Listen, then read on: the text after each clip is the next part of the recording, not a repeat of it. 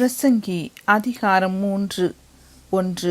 ஒவ்வொன்றிற்கும் ஒவ்வொரு காலம் உண்டு.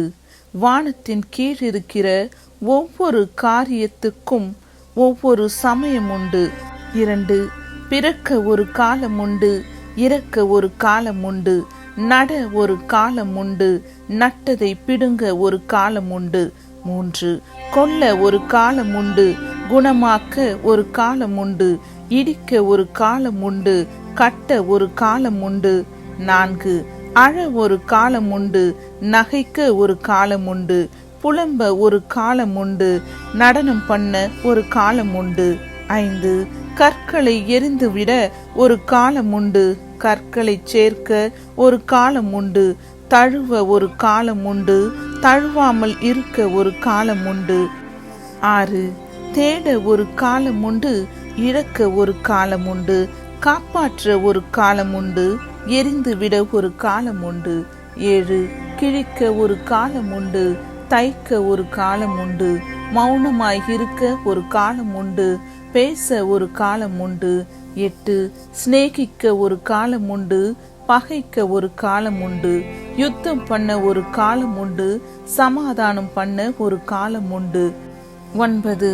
வருத்தப்பட்டு பிரயாசப்படுகிறவனுக்கு அதனால் பலன் என்ன? 10. மனுபுத்திரர் பாடுபடும்படி தேவன் அவர்களுக்கு நியமித்த தொல்லையை கண்டேன். 11. அவர் சகலத்தையும் அதினதின் காலத்திலே நேர்த்தியாக செய்திருக்கிறார். உலகத்தையும் அவர்கள் உள்ளத்திலே வைத்திருக்கிறார்.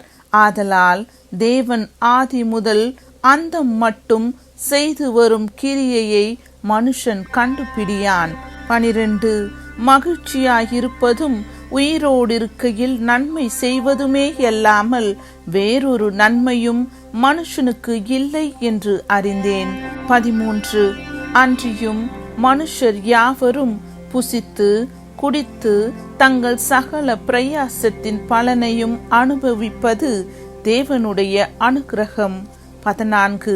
தேவன் செய்வது எதுவோ அது என்றைக்கும் நிலைக்கும் என்று அறிவேன்.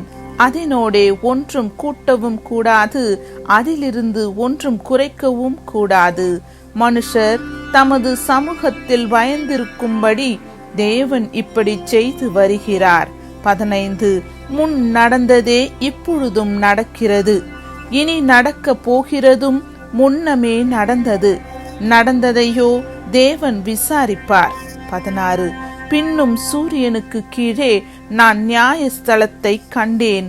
அங்கே அநியாயம் இருந்தது. நீதி ஸ்தலத்தையும் கண்டேன்.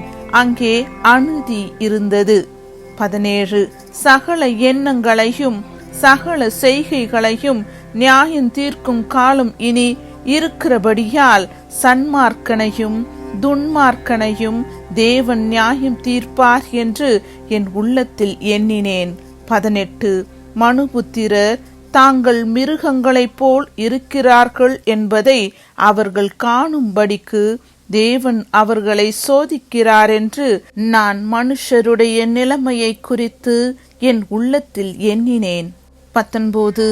மனுபுத்திரருக்கு சம்பவிக்கிறது மிருகங்களுக்கும் சம்பவிக்கும்.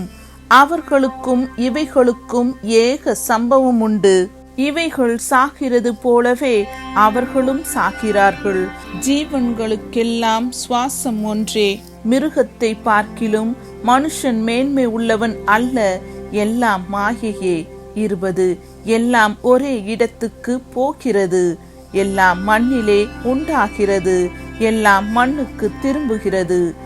21. உயர ஏறும் மனுஷனுடைய ஆவியையும் தாழ பூமியில் இறங்கும் மிருகங்களுடைய ஆவியையும் அறிகிறவன் யார்? 22. இப்படி இருக்கிறபடியால் மனுஷன் தன் செய்கைகளில் மகிழ்ச்சியாயிருக்கும் நன்மையையே அல்லாமல் வேறே நன்மை இல்லை என்று கண்டேன். இதுவே அவன் பங்கு. தனக்கு பின்வரும் காரியங்களை காணும்படிக்கு அவனை திரும்பி வர பண்ணுகிறவன் யார்?